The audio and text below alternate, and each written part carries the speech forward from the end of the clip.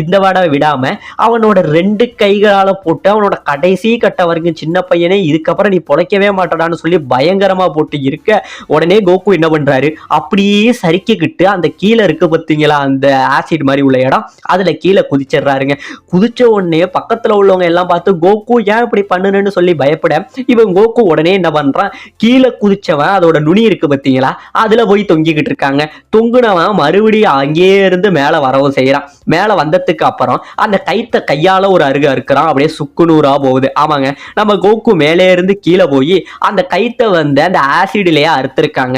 அப்படியே அறுத்துட்டு இப்ப மேல வந்தவன் தம்பி இது வரைக்கும் நீ யாருன்னு காமிச்சிட்ட இப்ப என்னோட டேனு நான் யாருன்னு உனக்கு காட்ட வேண்டிய நேரம் அப்படின்னு நம்ம கோகு சொல்ல இப்ப நம்ம மம்மி மறுபடியும் அந்த கைத்தை வீச அதை அழகாவே கோகு டாச் பண்றாருங்க. இப்ப நம்ம மம்மி சரமாரியா போட்டு கோகுவை அடிக்க கோகு எல்லா அடியில இருந்து டாச் ஆகி மம்மியோட வயத்துல பயங்கரமா ஒரே ஒரு குத்து தாங்க குத்து